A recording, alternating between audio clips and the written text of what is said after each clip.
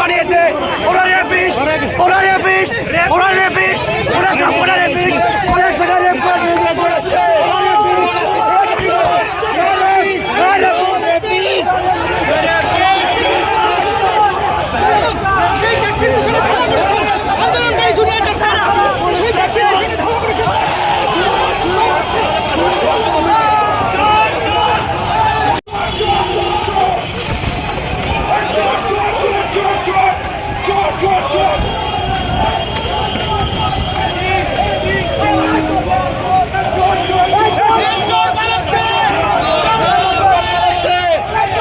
কেন এখনো পর্যন্ত থ্রেডটা চলছে বা এটার অবসান কোথায়? দেখুন, আমরা আবারও বলেছি যে থ্রেড সিন্ডিকেট সব জায়গায় কম বেশি রয়েছে। আমরা আমাদের এই মেডিকেল ফ্যাটার্নিটিতে যে থ্রেড সিন্ডিকেট চলছিল তার এগেনস্টে আওয়াজ তুলেছি এবং আমরা আওয়াজ তুলতেই থাকবো।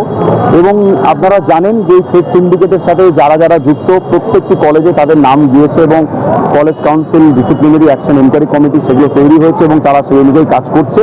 এবং থ্রেড কালচার নিয়ে আমরা গভর্নমেন্টের কাছে একটা সেন্ট্রালাইজ কিছু পদক্ষেপ চেয়েছি। ওনারা বলেছেন সেই বিষয়ে ওনারা দেখছেন। যদি দেখি যে সদর্থক কোনো ভূমিকা পালন হচ্ছে না তাহলে আমরা আমাদের আন্দোলনকে আরো তীব্র থেকে তীব্রতর করব।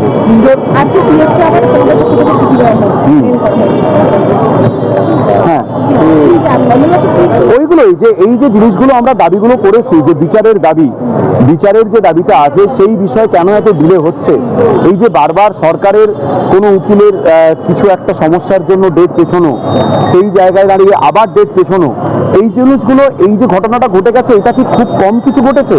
এটা তো একটা নাড়িয়ে দেওয়ার মতো ঘটনা। 9 তারিখে অন ডিউটি অবস্থায় যে ডাক্তারের সাথে যে ঘটনা ঘটেছে, এই ঘটনা তো আমার মনে হয় এত ডিলে করার কোনো প্রয়োজন নেই। ফাস্ট ট্র্যাক করে যতটা তাড়াতাড়ি সম্ভব বিচার পদ্ধতিকে দ্রুত করে এবং তাদের শনাক্ত করে এই জিনিসটাকে তাড়াতাড়ি, আমাদের মনে হয় বিচারটা তাড়াতাড়ি আসা উচিত। তার কারণ আমরা পার্সিয়াল সিজ ওয়ার্ক করলেও, মানে এসেনশিয়াল সার্ভিস চালু করলেও আমাদের মধ্যে কিন্তু ওই জায়গাটা এখনো থেকে যাচ্ছে যে বা যারা দোষী তারা কিন্তু এখনো ঘুরে বেড়াচ্ছে। তো সেই জায়গাটা এখনো পরিষ্কার হচ্ছে না এবং এইটা কিন্তু যেরকম স্টেট গভর্নমেন্ট সেরকম সেন্ট্রালকেও আমার অনুরোধ, তারা যেন এটা খুব দায়িত্বের সাথে এই জিনিসটাকে তাড়াতাড়ি করার চেষ্টা করে।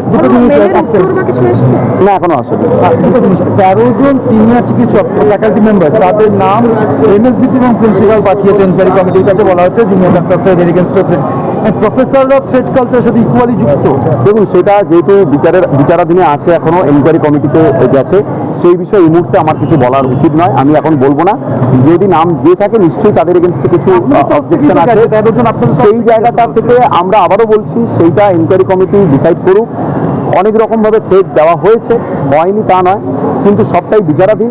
তারা ডিসাইড করুক, তারপরে আমরা নিশ্চয়ই এটা নিয়ে বিবৃতি দেবো। লাস্ট জিজ্ঞেস করবো, এই যে এতটা প্রলং সময় লাগছে যে আপনাদের আসল অপরাধী ধরা পড়ছে না, আপনারা তো বলেছিলেন যদি এটা 7 দিনের মধ্যে না হয় বা একটা টাইম লাইন বেঁধে দিয়েছিলেন, আবার আপনার কর্মসূচি তুলে যাওয়ার একটা কথা সপ্তাহে শেষ দিন। একদম। তো সেইটা আমরা আবার মিটিং করছি আজকে। ট্যানজিবি আমাদের মিটিং অ্যাটেন্ড করি, সেখান থেকে আমরা যে ডিসিশন হবে সেটা আমরা ডেফিনেটলি জানাবো।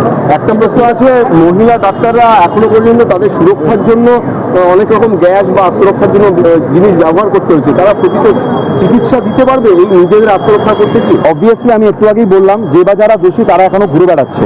সেই জায়গায় দাঁড়িয়ে কি করে একজন মহিলা কেন একজন পুরুষও কি করে সুরক্ষিত বোধ করবেন ডিউটি করতে? এখানে তো শুধু ডাক্তারদের সুরক্ষার বিষয়টা নয়, এখানে অগণিত পেশেন্ট বা মানে পরিবারের রোগীর পরিবারের বাড়ির লোকজন আছে, তাদেরও তো সুরক্ষার বিষয়টা ভাবতে হবে। কিন্তু রাজ্যের সর্বত্রই এই থ্রেড কালচার ছড়িয়ে রয়েছে এবং এটা সামনে আসার পরেও এটা আমার নাম কেন? এইটা আমার মনে হয় এটা একটা সেন্ট্রালাইজড, যেটা আমরা আবেদন করেছি গভর্নমেন্টের কাছে, একটা সেন্ট্রালাইজড কিছু গঠনমূলক কিছু জিনিস করা দরকার এই থ্রেড কালচারের এগেনস্টে, যাতে প্রত্যেকে এই জিনিসটাকে ভাবে যে এই থ্রেড দিয়ে সবসময় সব কাজ করা সম্ভব নয়। যে শাসক বা যার প্রভাব আছে সে তার প্রভাব দেখেই যায়। এক্স্যাক্টলি, সেটা কখনোই কাম্য নয়। আমরা সেই বিষয়ে দাবি তুলেছি, দেখা যাক ওখান থেকে কি হয়। তা না হলে আমরা আমাদের পরবর্তী যে আন্দোলনের যে ধারা বা কর্মসূচি আমরা ডেফিনেটলি জানাবো। শেষ প্রশ্ন, সেটা রাজনৈতিক হোক বা অরাজনৈতিক, যে মিছিল বা রাজ্যকর কাণ্ডের প্রতিবাদনে দেখা যাচ্ছে মানসিক শিল্পী জারি করা হচ্ছে, এটাকে কিভাবে দেখছেন? দেখুন, এটা তো আমরা প্রথম দিন থেকেই দেখেছিলাম। এখানে 14 তারিখের ঘটনা ঘটে যাওয়ার পরে যখন আমাদের এখানে বিভিন্ন রকমের মিছিল আন্দোলন চলছে, সেই আন্দোলন এবং তীব্রতাকে স্থিমিত করার জন্যই এখানে ফার্স্ট 144 ধারা জারি করা হলো এবং তারপরেও দেখছি আরও বিভিন্ন জায়গায় 144 ধারা জারি করা হচ্ছে। এইগুলো করে আমাদের মনে হয় এই জায়গায় 163 এবং এইগুলো করে আমাদের আন্দোলনকে আগেও থামানো যায়নি, ভবিষ্যতেও যাবে না। আমরা কেউ সেখানে ছিলাম না, আমরা কেউ সেখানে মারিনি, সেইখানে শুধু ওর পেছনে স্লোগানিং করেছি এবং ও যে এত বড় একটা দুর্ঘটনা ঘটে গেছে তারপরে এনকোয়ারি কমিটি যাচ্ছে হাসতে হাসতে, এর জন্য আমরা চাই যে তার বিরুদ্ধে কড়া শাস্তি হোক। এই আশিস পান্ডে, অভিষেক সেন, শারিফ হাসান, বিজন বাগচি এরা চারজন হাসতে হাসতে আজকে এনকোয়ারি কমিটি নিয়েছে। আমার নাম অনুভব মণ্ডল। আমরা জানতে চাইছি যে এইরকম আস্পর্ধা এখন এরা কি করে পাচ্ছে, এদেরকে রোজ রোজ সিবিআই ডেকে নিয়ে যাচ্ছে, এদের আগে এতগুলো অ্যালিগেশন আছে, তারপরে এরকম নাটকবাজি এরা কেন করছে? দাদা গাড়িতে কে ছিল আজকে দাদা? গাড়িতে ছিল এই আমাদের আরজিকরের থ্রেন কালচারের 3 মরম নেতা, আশিস পান্ডে, অভিষেক সেন এবং শারিফ হাসান, বিজন বাগচি এরা সবাই ছিল। এরা মানে আরজিকর থেকে বেরোনোর সময় আমরা দেখলাম যে সিআইএসএফ আমাদের বেশিরভাগ লোকজনকে বাইরে ভেতরে আটকে দিয়েছিল, 6 নম্বর গেট থেকে সবাই বেরোতে পারেনি। সেখানে দেখা গেল ওরা বাইরে এসে নাটক করছে, ওরা বাইরে এসে নিজের জামা কাপড় ছিঁড়ে দিয়ে বলছে যে ওদেরকে ধরে নাকি মারা হয়েছে। এটা কি আজকে ওরা ঢোকার চেষ্টা করছিল কোনোভাবে আজকে আরজিকরের ভেতরে? ওদেরকে আজকে এনকোয়ারি কমিটি থেকে ডাকা হয়েছিল, সেখানে আমাদের এতক্ষণ ধরে আমাদের সবাই ছিল। যদি মারার থাকতো ভেতরেও মারতে পারতো, যে কোনো জায়গায় মারা যেত, তাহলে আরজি করে বাইরে এসে ওরা এই নাটকটা কেন করছে? আমরা আমাদেরকে যেটা বলা হয়েছিল যে তোমরা কেউ এদের সাথে কোনো ভায়োলেন্সে যাবে না, আমরা কোনো ভায়োলেন্সে যাই। আমরা আমাদের মতন স্লোগানিং করেছি, কারণ এইসব পিশাচরা, এইসব নির্জন বাগচি নাকি মিডিল ফিঙ্গারও দেখিয়েছে, ঠিক আছে? এইসব নোংরামি এরা এখন এসে করে যাচ্ছে।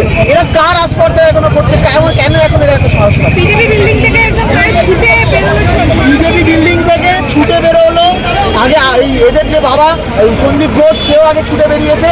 এখন এরাও নিজেরাও তার বাবাকে মানে ফলো করে এরাও নিজেরা ছুটে বেরোচ্ছে। সেটার জন্য আমাদের কিছু করার নেই। আমরা শুধু তাদের পেছনে স্লোগানিং করতে গেছিলাম এবং স্লোগানিং করতে করতে আমরা ছুটেছি। তখন আমরা বেরিয়ে দেখি ওরা ওখানে বসে নাটক করছে, ওদেরকে নাকি মারা হয়েছে, মারার চক্রান্ত করা হয়েছে।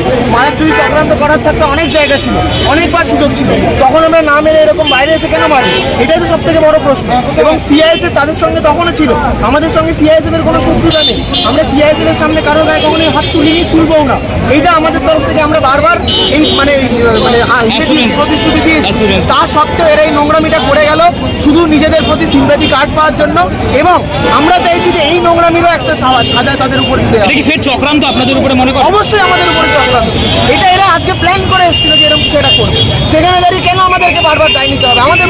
আমাদের উপর বারবার এফআইআর করে, আমাদের পেছনে ফেক এফআইআর করে, আমাদের পেছনে কোনো রাজনৈতিক ক্ষমতা নেই বলে কি আমাদেরকে নিয়ে চাকরি করবে না? আপনার নামটা একটু বলুন। অনুভব মণ্ডল। Thank you.